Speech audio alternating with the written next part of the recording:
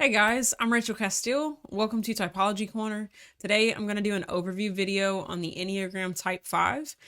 So I'll be covering the core motivations, what they look like in health, in unhealth, the different subtype variations and wings, just a full kind of picture of who the Type 5s are. So starting out, they are in the head triad, and that includes Type 5, 6, and 7. And their core emotional struggle is with fear or anxiety.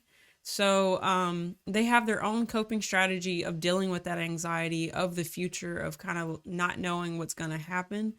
This kind of leads them to being in their head, thinking a lot, analyzing, gathering knowledge, wanting to understand things, wanting to kind of preserve their knowledge and get more and more prepared through learning, basically, to deal with the anxiety. So it can kind of have them feeling like not ready to deal with the world in the moment. And yeah, so the childhood message that they believed, whether, it was actually spoken to them, this is kind of like what they walked away with as being true, is that it's not okay to be comfortable in the world, or that they can't really give themselves or depend on somebody to meet their needs. It's not depending, but it's more so like, I don't want to be a problem, so I'm going to take care of my own needs. And I don't want you to drain me, and I won't drain you. And so they become more like contained, watching out for themselves, not wanting others to deplete them. So it has a withdrawing effect, a holding on to things effect. So their core weakness is called avarice. So it's kind of related to greed in one way, but avarice is really speaking to like a scarcity mindset in a sense. It's like, I don't want to be drained. I only have so much energy. I need to watch over my own energy reserves. Need some water. But yeah, so that's kind of a core thing for them, is not wanting to be a problem, not wanting to be a burden. So they become like self-managers of them, of their own resources, time, energy, money, all of that, social interaction, time alone. So getting into the core motivations, type 5, their core fear is of being alienated, invaded, being thought incapable or ignorant, having obligations placed upon them that would potentially drain their energy. So that's the thing that they avoid the most. So they're managing that never happening. Their core desire is to be capable and competent. So the fear is like that I'm not capable, so it leads them into gathering information, gathering knowledge, learning more and more so that they can feel ready to participate in the world. Watching that. Again, back on avarice, it is the core weakness. It's the feeling that you lack inner resources, and that too much interaction with others will lead to catastrophic depletion, withholding yourself from contact with the world, holding onto your resources, and minimizing your needs. And then the core longing, this is the message that their heart needed to hear. It may have been spoken over them, but their heart, it didn't seem as true as the childhood message that they can't really be comfortable in the world. They can't really, let others take care of their needs in a sense. But the core longing that their heart really is needing to believe as true, when they know this message to be true, it sets them free to be more in the present moment, that the fear doesn't cause them to withdraw and go in their head.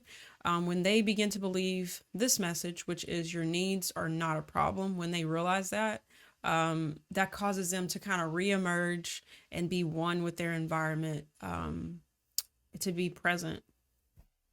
And to participate, to share more freely. The average kind of lets up, and they can share themselves. They can, not fear that other people can drain them in a sense too. So yeah, that's the core of type fives. A few other things I want to highlight, the super ego message. So this is when they're in the grip of just living as a five. This seems true for them. You were good and okay if you have mastered something. That's something they're kind of, that just seems true. So that's where they are, like mastering, becoming an expert. Yeah, really studying a particular field. Kind of staying in their niche areas is something that they can do. And then the ego fixation is stinginess or withdrawal. So how that looks is the hoarding of knowledge or material goods and the reluctance to share self, time, and possessions. I'm using a lot of different sources on this information.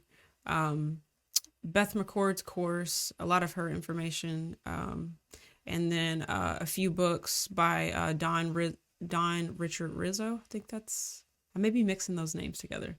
But yeah, Russ Hudson and Don Rizzo. Some type quotes from that book is, I'll keep a low profile so you can't intrude and control me. What's going on here? What if we try it another way? Let's see. Filling up the hard disk. I need more time. Is it safe to come out? I don't need much, but I need my space. What if? I can't believe what idiots people are. So you can hear there's like an intellectual superiority in a sense of, them being information collectors, them being kind of withdrawn. They're very intuitive, very intellectually curious. They can, how do I put this? They can find any excuse to go in their mind, to gather more information, to think about stuff, to let their imagination run. They're very, very intelligent. Procrastination can be something they can easily give themselves to, and feeling like, oh, I just need to go study more, explore things that are interesting to me, and not having to engage with the outside world and get like kind of practical knowledge, experiential knowledge. This is kind of a core thing of what's just normal to type fives. A thing about the Enneagram, it's exploring how we aren't present in a sense, how we have created our own identity. And this is patterns that are just kind of easy for a five to fall in. Something to explore is like their core desire, what it deteriorates into when in the grips of their coping strategies. So their core desire is to be competent, and that deteriorates into useless specialization. This is speaking to the removal or the escaping from the present just into information, enjoying it without remorse, or it can be unconscious that they're doing this. Very easy to just retreat, I think is a good word for it. They are focused on knowledge and understanding, becoming an expert at something. Now let's talk about type fives as children. So we're going to get into how they relate it to their parents, and then kind of how they got stuck in their head and disconnected from their heart. So types 5, 2, and 8 all struggle with rejection in some way.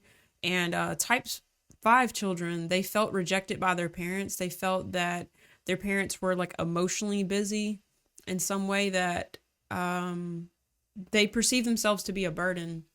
And they didn't want to ask that of their parents. So they became like self-responsible and didn't want to put their needs on their parents in a sense. And this kind of led to them being in their head, disconnecting from their heart, and social interaction and relationships became difficult for them, just from how their coping strategy of withdrawing into their mind is it's kind of made them go into the world of knowledge instead of being connected or depending on people around them or sharing their emotional space with people. So I'm going to read some stuff on childhood patterns. So to feel competent and capable, they gravitate towards specializing in an area of knowledge that interests them. They grew up with the perspective that the world is intrusive and overwhelming, so they withdraw into their private world to escape intrusion and sort through their thoughts and feelings. They typically don't publicly express their emotions or inner world with others. Type 5 children are incredibly observant, imaginative, curious, intrinsic. Let's see. I don't think I said that right. Inquisitive. Yeah. Inquisitive and love learning as many things as possible. Because the world and relationships are so overwhelming to them, they desire to be alone most of the time. They feel their needs are too much, so they hold on to resources and minimize their needs. They have a strong need for privacy, space, and time to process their thoughts and feelings, and just their life. So yeah, let's see. Most kids do not understand them, increasing their feelings of rejection. So yeah, they've just had a bit of a issue socially, but thriving in like intellectual things, technology, reading, learning. They find comfort in that mental space. Let's see. Their primary focus of attention is detaching and observing to maintain boundaries. Yeah, boundaries is a big deal to them to ensure that they're not catastrophically depleted. They feel responsible for their energy levels, and they're kind of fixated on that all the time. Yeah. So gathering knowledge, managing energy is a core thing for them. Type 5s at their healthiest. Now let's look at, the range of health. At their healthiest, 5s have the paradoxical ability to penetrate reality profoundly while comprehending it broadly. They are able to take things in whole, perceiving patterns where others see nothing but confusion. They are able to synthesize existing knowledge, making connections between phenomena which no one previously knew were related. So just very, very intuitive. Basically, the way I see this is like in them re-emerging, they're not withdrawing from reality. They're present with people. That ability to just like understand things very deeply, like they bring that intuitive, intellectual side to the present, and they can just observe. That is a word for them. They're the investigative thinkers, but they're also said to be the most observant types. So they are able to build an understanding and see connections between things really easily. And yeah, just like hearing their observations of the world, of reality, of people, it can be incredibly insightful.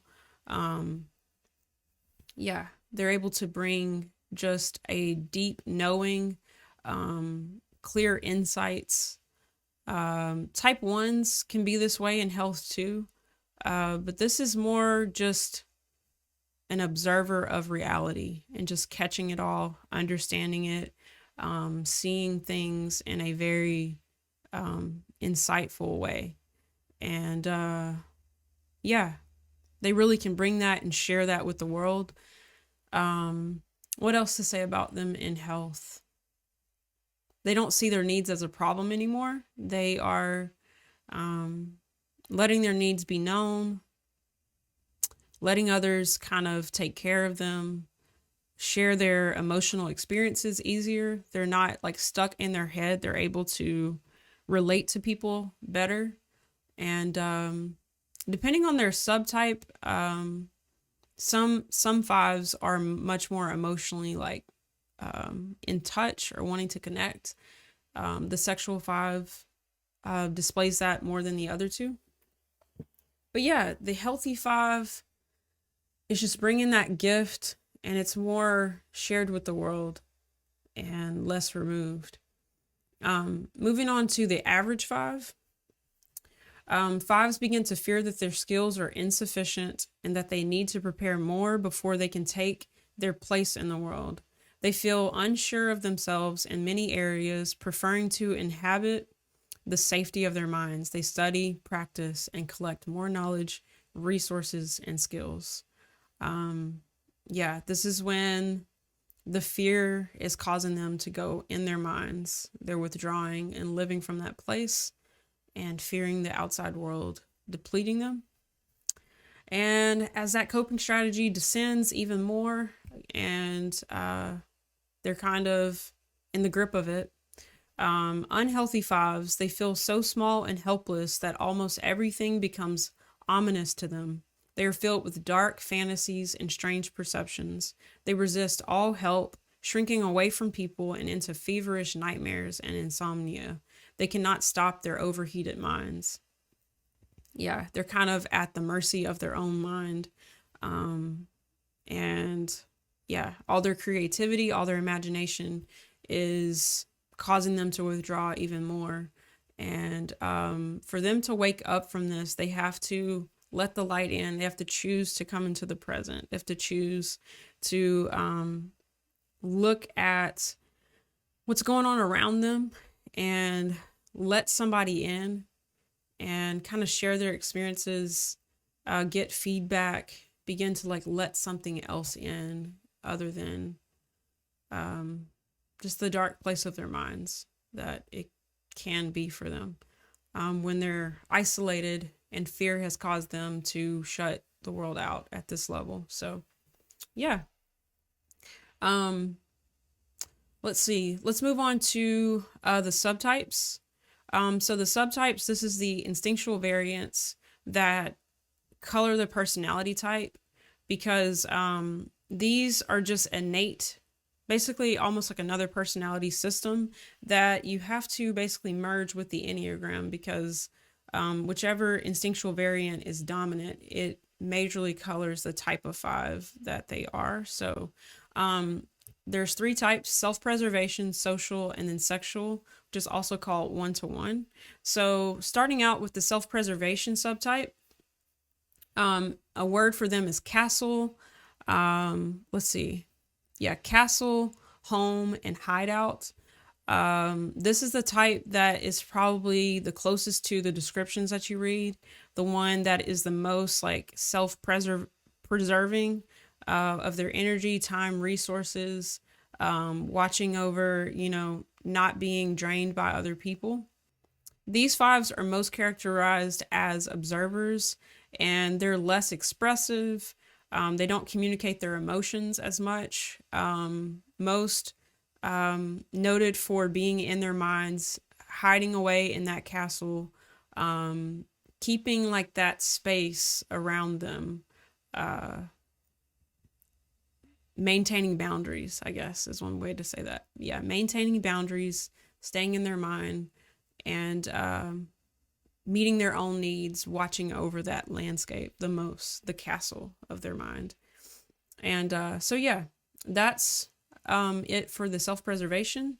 Onto the sexual subtype or one-to-one. They're called the confidant. Some words for them is, confidence, trust, supreme love. So even though this is a withdrawn type and kind of out of touch with their emotions, this one is the counter type. This one's a bit different. They are more seeking out an ideal partner that they can share their inner world with, that they can be deeply known by. And so they're a bit more in touch with their heart, but still kind of afraid, can I trust this person? Looking for somebody that can be somebody they can put their confidence in. I'll read a bit about them. The one-to-one five applies avarice to the realm of relationships.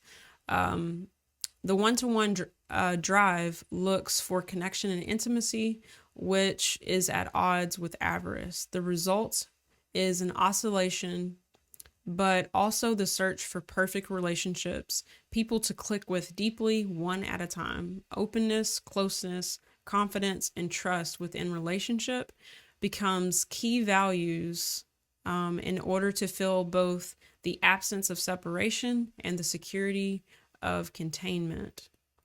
The title confidant refers to the nature of these close one-to-one relationships. Having a mental orientation with a tendency for abstraction, the five can create an idealized archetype of people whom they are yet to find. When opened to their emotional sensitivity, they become romantic and intense. Some express intensity through artistic expression, others demand intense one-to-one contact, which they both love and fear being drained by. So it's like a push and pull, wanting to be near, being afraid to be near, and pulling away.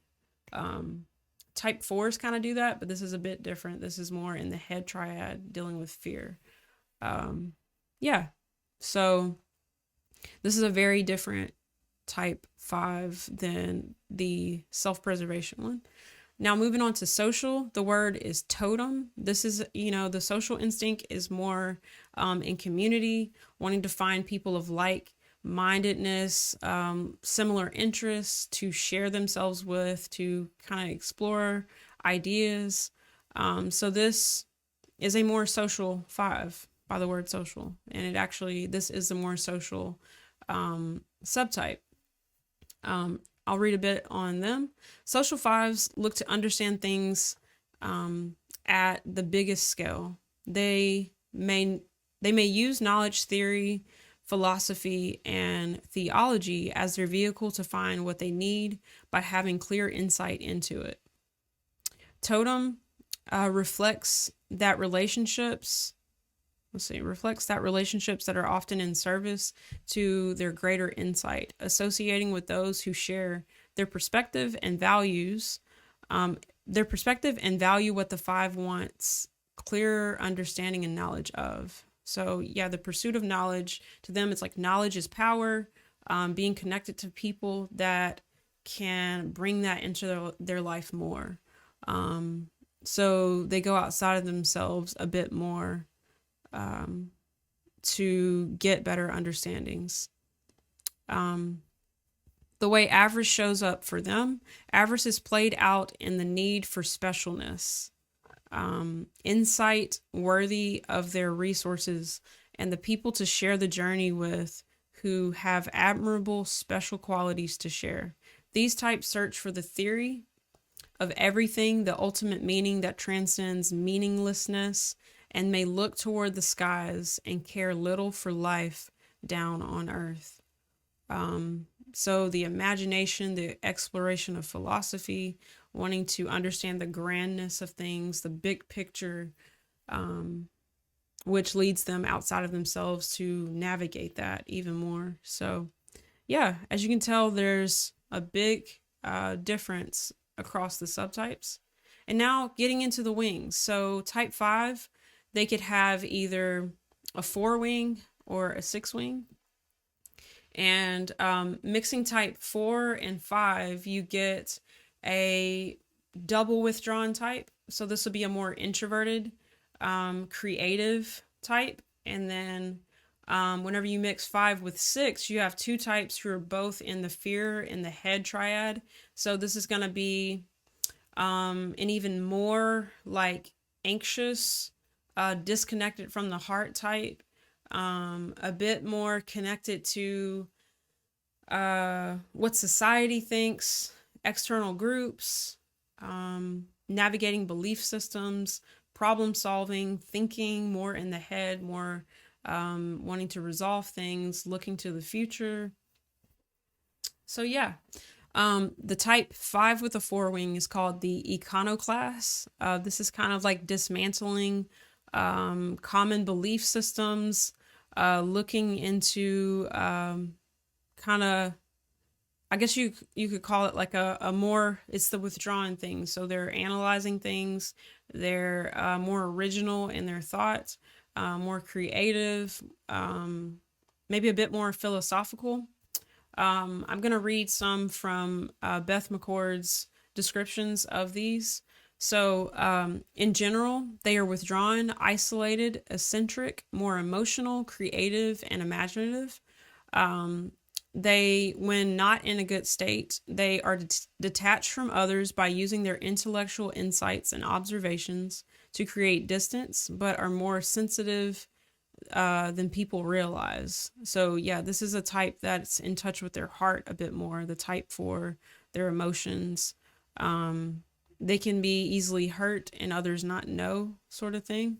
So, another thing about them being type 4 and type 5, that they have a desire to really know people on a deeper level, still like to understand. They have that awareness of their heart, the awareness of other people's hearts. It's still a withdrawn sort of quality, but yeah, they are like cerebrally understanding, and yeah, it's still, they could struggle to connect with people from how withdrawn they have a tendency to be. But yeah, they want to understand people on a deeper level, and kind of conceptualize people, have a framework of people in their mind. And yeah, the combination of these two makes them very intuitive and very creative. Now on to type 5 with a 6 wing, the problem solver. Some words for them: they are intellectual, cerebral, observant, analyzing, and problem solving. When they are struggling, they mainly live in their minds and not their emotions. Let's see, intimate or personal relationships can be difficult and challenging. This can be like the most, not antisocial, but they can struggle with having relationships and like really being present on a heart level with people. Types 5 and type 6, they don't gel as well together as type 4 and 5 does, because type 5 is more withdrawing, struggling relationally, kind of not wanting to interact with people that much. And then type 6 is more wanting to go outside, collaborate with people, find security in community, in belief systems, and, being loyal to something. So there's a bit of an internal conflict, like a push and pull in and needing the outside world. Versus 4 and 5 are both withdrawn, which creates more of an emotionally aware type 5, more sensitive type 5. So yeah, their gift is really analyzing, seeing the future, working things out, gathering information. Yeah, things, bringing the power of the mind, of the things that they've collected, the things that they've mastered, and adding value that way to people. This does leave them a little more emotionally disconnected, having anxiety in relationships, just with them being kind of disconnected from their own heart a bit more, or unaware of the world of emotions a little bit. And the anxiety of that can kind of cause them to pull away even more. But yeah, this is their gift. Yeah, this is the wings. So that's about it I've got on that. Yeah, so type 5s, y'all bring incredible insight to the rest of us. And I just encourage you to come into the present, know that your needs are not a problem. You can let people in, and you don't have to fear of others depleting you, draining you, that you are the master of your own fate, and that your presence matters. You're valued, you're not a burden. And as you feel led to, when you share your insights, we are all blessed by the fact that you chose to.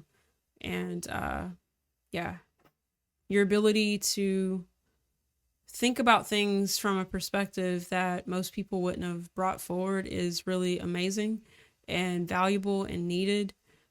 Your contributions expand our perspectives of reality. So yeah, share your observations. Enjoy your pace. Honor your flow, I would say. And yeah, find a way to engage now, to learn in the moment and not just escape into your mind, but to get some experiential knowledge by being involved in something, and not just a concept of things. I think that would be good growth advice for you guys. But yeah, this has been interesting, learning more about type 5, how they can show up.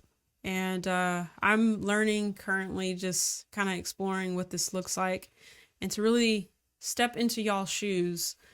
But yeah, if this has been valuable to you, leave a comment below. If you've got any questions, go ahead and like the video. If you did get value out of this, I really appreciate the feedback. As I'm making videos, if there's anything that felt kind of off, let me know too. I want to learn and get more accurate in the way I display the types. But yeah, guys, subscribe for more content. I also offer typing sessions if you'd like to navigate what is your type, get more clarity on that. I do coaching based on your type, helping you walk through into health.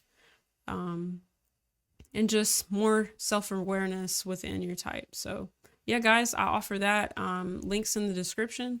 You can schedule a free consultation call or coaching, whatever you'd like, if you want to talk with me more. But yeah, guys, that's it. Thanks for watching, and I will see y'all on the next one.